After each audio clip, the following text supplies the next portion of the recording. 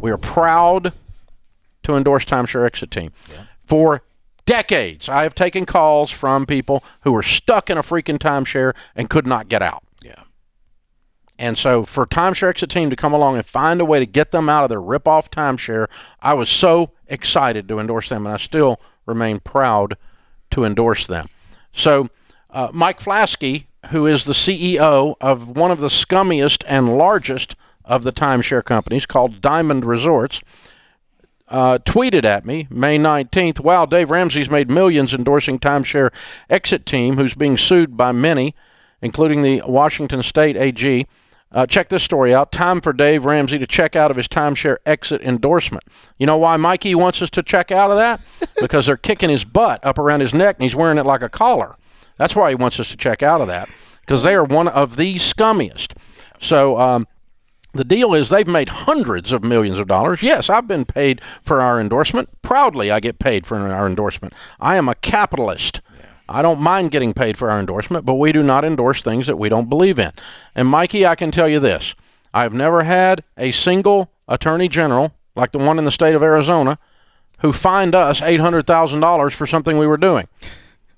Yeah, which was how you settled with, they required Diamond to pay the state a total of $800,000.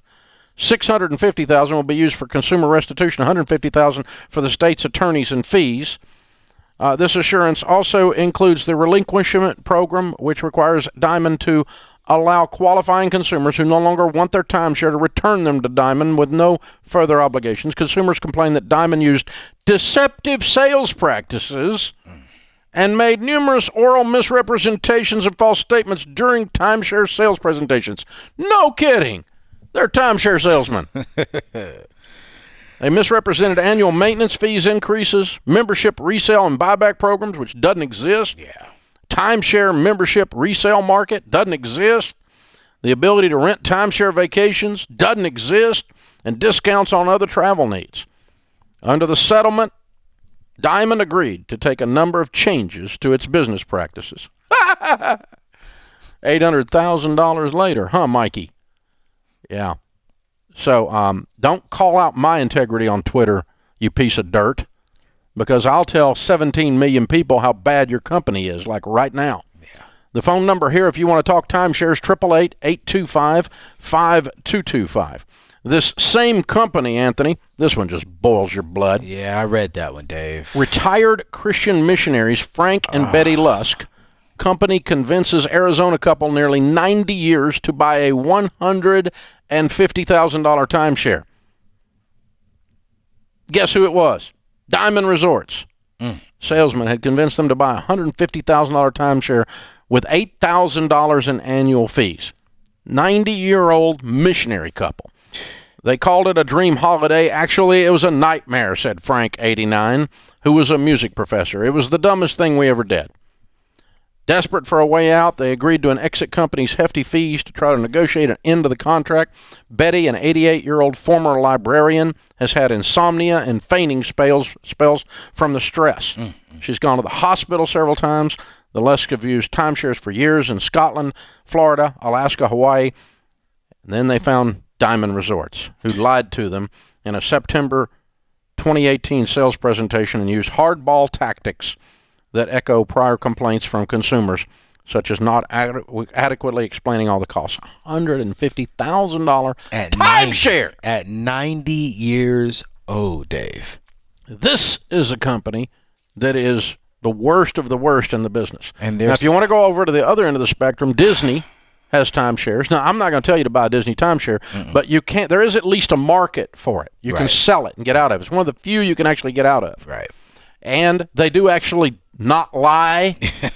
They do actually deliver the vacation as agreed. It's still a bad investment. Still a bad investment. Yeah. Wyndham, getting ready to file bankruptcy. Yep. Their stock's gone to almost zero. It doesn't look like they're going to make it. We are projecting their bankruptcy filing any day now, and they've been one of the scummier ones that's out there. Westgate, Vacation Village, just to name a few more.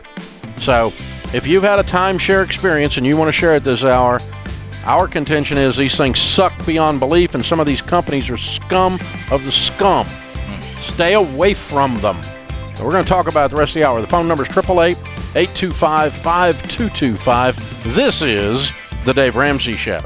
And we're going to start off this hour with Linda. Linda's calling from Florida. Hi, Linda. Welcome to The Dave Ramsey Show. Hi, how are you? Great. How can we help? Better than I deserve, right? You're right. I am better than I deserve. So what's your story? I used to work for one of the major timeshare companies. I was a paralegal in the employment law department, and my job was to defend the company from lawsuits brought by its own employees. And in a legal department staff meeting, the CEO of our company was going around giving each different legal discipline kind of kudos for what the part we play in the corporate health. And when he came to the employment law group, he said, well, the personality type that it takes to be a successful timeshare salesperson is the same personality type that gives the employment lawyers job security. Ooh. That's a little telling. Yeah. And it's one of the big four. You worked for one of the big four, right? Yeah. The W one. The Wyndham one. That one. It sounds like Wyndham. The one. Okay. Yeah. All right. Wyndham. And yeah. So in other words, the people we hire to do timeshare sales, the type of person we hire is likely to turn around and sue us. Well, or cause lawsuits. Oh, okay. Well, there's that. Yeah, and there was a lot of sexual harassment and discrimination and just bad acting going on among the employees, and the employees would sue the company for, a bad work environment. Yeah. Wow. And I personally investigated like EEOC charges of discrimination and stuff, and I was fully employed. Your employment was not in jeopardy for lack of work. Not at all. Not at all. Unbelievable. How long have you been gone? Oh, I've been gone now for about 7 years. I couldn't take it anymore. Yeah. I ultimately quit. It was such a horrible work environment. And I felt like I was in a little bit of a bubble because I worked for the law department. I didn't work in sales. I didn't work, out there with the product. Mm-hmm. But I told people, my job is to defend this company from its scummy employees. Wow. Unbelievable. So you hear stories, I'm sure, in that setting of the way the consumer was treated, right? Oh, absolutely. As a matter of fact, on my last day, when I quit, and I was really surprised that they had me work the 2 weeks notice that I gave, because I worked with really confidential information, and I would have thought that when I gave my notice I would have been walked out the door, but no, because I was a good employee and they knew I would. Anyway, that's not the point. The point is, on my very last day, I was working to the last minute because I was going to go out with my head held high, and everybody was gone. It was 5 o'clock. Nobody was answering phones. And I was sitting at my desk and my phone rang. And the receptionist in the corporate office was trying to get somebody to answer the phone because there was an attorney calling with an issue. And I was the only person who would answer the phone. And so I answered my phone, and this attorney was on the line, and he had this elderly couple that were his client, well into their 80s, who had been sold a timeshare.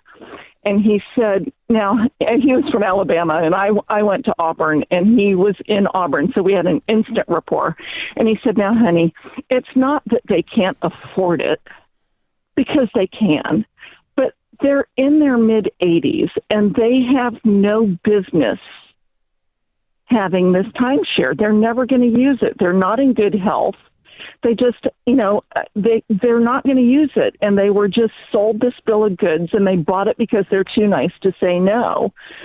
And he said, I just need to know how to help them get out of this contract that they signed. And I gave him, this was like my satisfaction walking out the door. I gave him the name, the telephone number, the email, and the fax number of the person in the legal department who handles the escalated consumer complaints. And I said, what you need to do is you need to write a demand letter, address it to this person, and somewhere in your letter, use the word misrepresentation. And that is what will get the attention of the escalated people in the legal department. Because they do not have a resale. They don't have a buyback program. They don't have a resale program. You're stuck. No. You're stuck. They don't want it. They don't want it. They want the fees. They want the maintenance fees that go on forever. Yeah, you're stuck. I've tried to get people out of them for years, and I didn't know how until we got this exit team. Misrepresentation. That's the word. Yeah, because you know it happened. Lawyers' attention. Yeah, you know it happened, and it happened every time. Yeah, in every sales presentation, Absolutely. because this is the type of people that that they hire is coming people who misrepresent. Wow. Well, and when I very first started at Wyndham, I worked for the law group that handles the advertising, because timeshare is heavily regulated in every single state, because they're notorious for the lies and the misrepresentation. And every state has laws about what they're allowed to say and what they're not allowed to say in their advertising. And they break them every time. There's a whole legal department that reviews all of the advertising to make sure that they're walking the fine line and not advertising in ways that'll get them in trouble with the state regulators. They have just this whole department devoted to it. Wow. Amazing. Wow. Well, Linda, thank you for sharing. Is there anything we're leaving out? I'm sure that I'm sure that, I have so many years of experience, I could take up the whole rest of your show, but you don't want that. Oh, I'm tempted. I'm tempted. So suffice it to say, from a paralegal who worked inside the business, that the people doing the sales are scummy enough to sue their own company, and these companies regularly are misrepresenting their offering. So, Linda, thank you so much for joining us. We appreciate it. David is with us. David is in Tennessee. Hi, David. Welcome to the Dave Ramsey Show. Tell us your timeshare horror story. Oh, thank you very much. We inherited a Wyndham timeshare from my dad, and we've used it a few times. And every time we go in to make a reservation, they tell us that we need to sit down and learn how to use our membership better. So we decided to take them up on that this last time that we went. So they told us to be 45 minutes. We went in. They said that they needed to run our credit in order to tell us more about our ownership. So we felt it's kind of sketchy, but we went ahead and since we were wasting an afternoon anyway, we went ahead and let them do it. 4 hours later, we left not knowing a whole lot more than we did when we started out. Wow. And the next morning, my wife got emails notifying us that they had opened up 4 credit cards in our name. What? And I assumed that whenever we were signing the credit permission to check our credit, we were actually signing permission to open up credit cards, even though they didn't tell us that. We told them we did not want credit cards blatantly, because they did ask us at one point. We said no, and we had it all filled out. They gave us an iPad to fill out and sign on, so we couldn't actually see what we were signing for. We took them at their word against our better judgment. That was a mistake. Yeah. And yes, and they told us so that you either signed up for credit card applications or they stole your identity, one of the two. Yes, one of the two, and I have since gotten on all the credit check sites and had my credit locked where they can't get to it. Fortunately, it didn't ruin our credit scores like we were afraid it was going to. Yeah. But I believe I'd have an attorney contact them, because I'm thinking you get a free timeshare. I'm not sure you want one, but I'm thinking you get one, because I'm thinking that a whole bunch of stuff was violated there.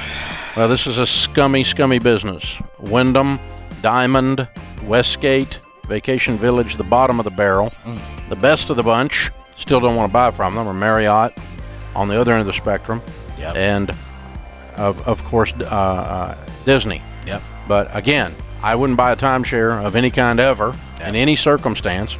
But you're hearing the real story about these people. It's a timeshare nightmare hour. What should be a dream. But everybody's heard the story. I don't know why anybody falls for it anymore. I don't know either, Dave. Why would you go, not only to buy one, but why would you go in knowing that you're going to be trapped in a room for hours on end, and you trade off a portion of your life for a free vacation in a substandard property. I would. And that's what these things are. Yeah. Timeshare Nightmare calls at 888-825-5225. That's 888-825-5225. Bill is in. That's not Bill. Dave. Okay, you guys got to put that on hold. Thanks. I screwed it up. I can't operate anything. Bill's in Michigan. Hey, Bill, how are you? Hey, good, Dave. How are you? Good, man. Tell us your timeshare story. Well, I'm just going to back you up on everything you're basically saying about it. I was a young guy who just got married. I think I was 22 or 3, I guess, when we got invited by a couple to go up to their resort that they had a timeshare with. And before we knew it, we were in a room and all the bells and whistles and, oh, this is going to be great. And before we knew it, we were signed up as a young couple with this new timeshare and thought we'd be using it. And, a lot of misrepresentation, and I think, this has been 20 years ago. I own my timeshare, but the maintenance fees, like you talk about, I think I started at $400 a year. Now they're like $1,000 a year. Whoa! And we hardly use it. Oh yeah, they've more than doubled. And I think the biggest problem. How many weeks do you own?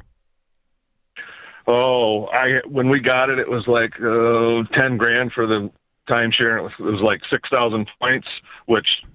This is through Blue Green. I don't know if I'm supposed to say that. That's fine. That's fine. They're one of the worst. Yeah. Oh my gosh. Yeah.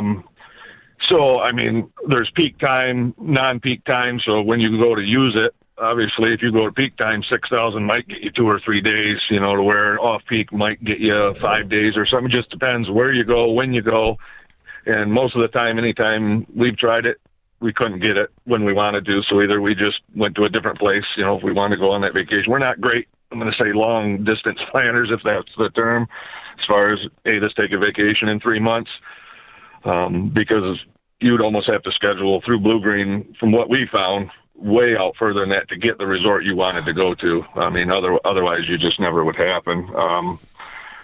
So basically, you've been stuck paying $1,000 a year now, where your annual fees have more than doubled. Yeah. For something you can hardly use. Exactly. I mean, and it torques you off to no end. And I was 20, so I was naive, didn't really know a lot about it. I mean, there was no people talking about it like you guys do, and a couple other radio stations that I do listen to. It just wasn't out there. So, I mean, I really didn't. I don't know. I guess it was my own stupidity, not really knowing what I was getting into. It sounded really great when we were. Well, and you were lied to. Yeah, that's what you said. Yeah. Oh Lord. Yeah. Yeah. I mean, it's been something. So I'm definitely finally turned the corner, and again, we haven't used it probably in 2 years, and be lucky if we use it again. So. Yeah, I'm hoping that I can find, So, Bill, real quick, before to that 25-year-old who's your age when you signed up, and they're about to go, they're thinking about going to get one. They're going for a free weekend. Free weekend. Tell them why. Tell them why they need to avoid that crap. Well, I mean, they're going to get you in there, and they're going to feed you everything. I mean, it's almost like a car dealership or something. The salesman, they'll tell you whatever you want to hear. Yeah. And they won't read any of the fine print, and it's all there in front of you. But are they giving you time to read it? Hey, take this home, take this packet home. Because heck no, if you actually took it home and read it, you'd burn that thing in a minute. I mean, you would, honestly. All right, Bill. Thanks for the story, man. Thanks Appreciate so much, you Bill. joining us. Very cool. All right, up next is Jackie in Arizona. Hi, Jackie.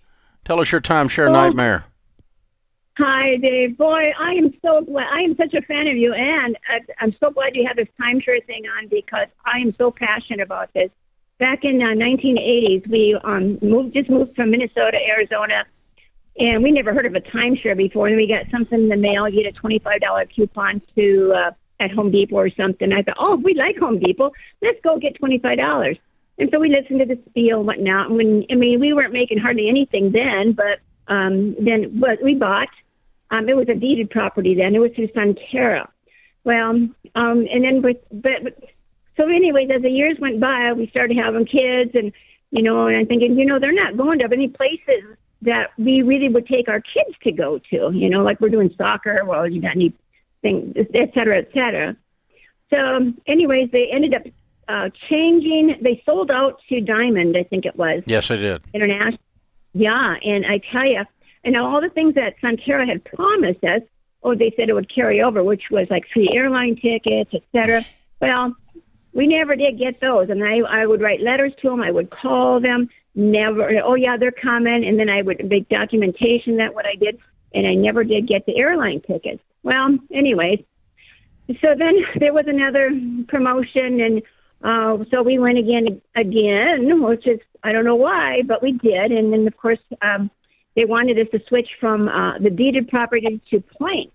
Uh-oh. Well, and Uh-oh. yeah, I know. I didn't know why we did, but they wanted us, but we did. We didn't switch. So, and then there was another timeshare company called ILX out of International. I think you're out of Arizona.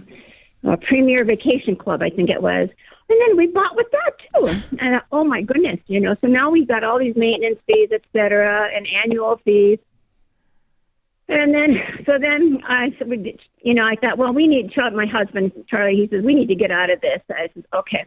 So it was probably in 2007, 2008, I started writing to the company and said, we don't want the timeshare anymore. Well, I'm sorry, you can't do it. And then I even tried to I wrote to the certain foundations, like the Kidney Foundation, and said that, we'll give you our timeshare. Nope, they didn't want it.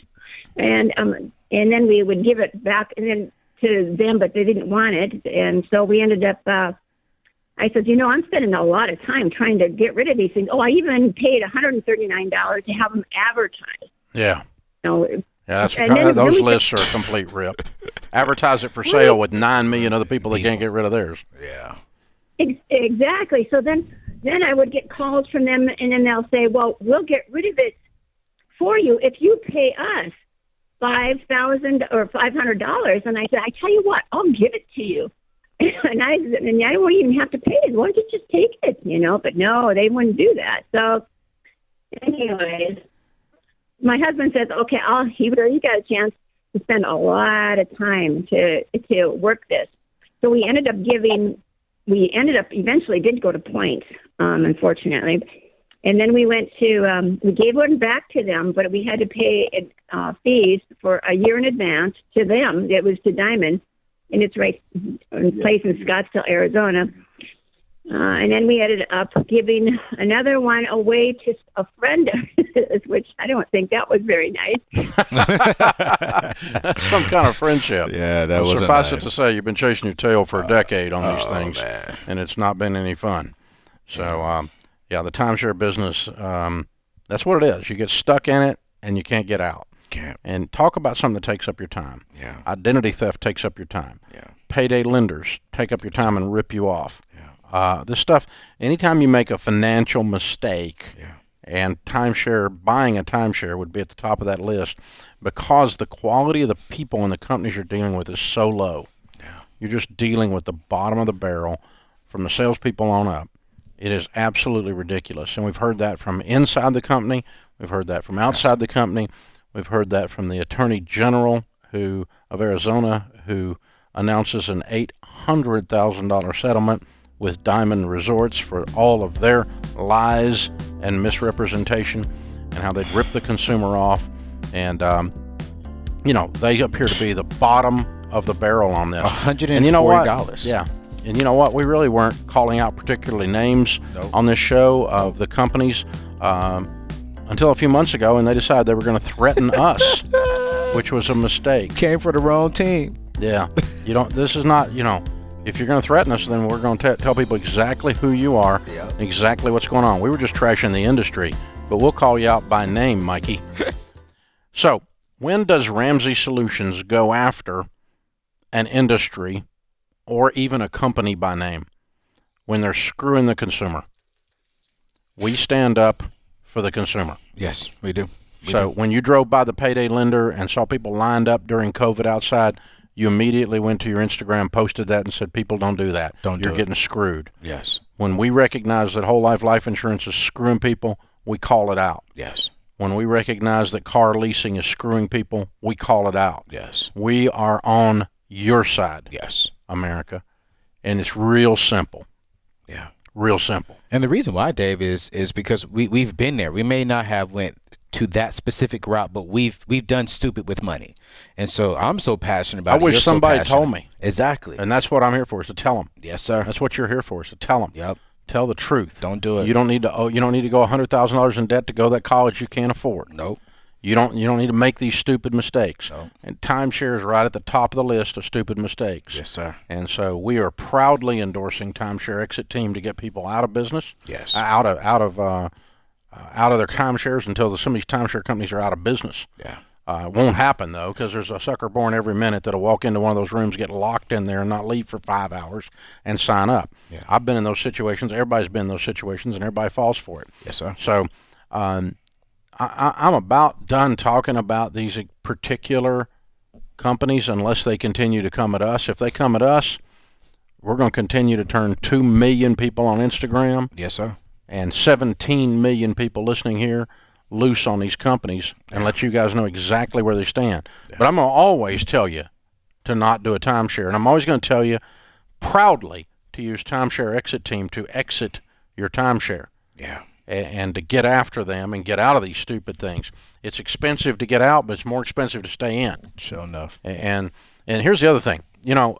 We've got on the whiteboard downstairs, I may spend $1 million building a documentary with whistleblowers from inside the business and disclose every freaking detail on these people. You reckon that'd run on Netflix? That sure will. I mean, what happened when we decided to go after student loan problem? Hey, listen. We had 8 episodes in Borrowed Future. And a huge hit in the podcast world. Yes. Almost 2 million people have now listened to Borrowed Future. And all that was an expose of an industry that is completely screwing the consumer and has gotten completely out of hand. Yeah. And the student loans are a disaster. And we're not done. And we're not done with them. Yep. We're going to stay on them. Yep. But that's what happens when we decide to point our ability to reveal this to millions and millions and millions of people. Yeah. And we will continue to do that. Yeah. I've done that my entire career, and I will not stop doing that. As long as there are airwaves and digits to carry our voices, we're going to stand up for the consumer. Yes, sir. It is what we do.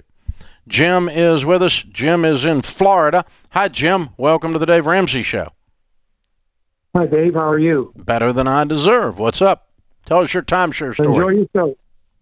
Well, it actually involves my daughter and son-in-law. They got married a few years ago, and part of their honeymoon, they were given a tour of one, I guess. And make a long story short, they got snookered into one, and he was underage. My son-in-law was underage, and they knew it. And they didn't realize it at first, my daughter and son-in-law, till they got home, and I was looking at the paperwork and all that. They paid on it for some time, but you got to get out of this. So bottom line is they did. We threatened to sue them because he was underage. Yeah, a contract with an underage person is not binding. Yeah. That's correct. So they got out of it. That's the good part of it. Wow. They got out of it. So the timeshare salesman knows that this kid is not even 18 years old, and he signs him up anyway. I don't remember how. I think he was under 21. Okay. I don't remember exactly, but they realized they made a mistake, and they came to mom and dad for help. Wow. So we got them out of it. Wow. They're grateful. Which company was that? Do you remember? Westgate or something like that, I think. Yeah, that's one of them. Yeah.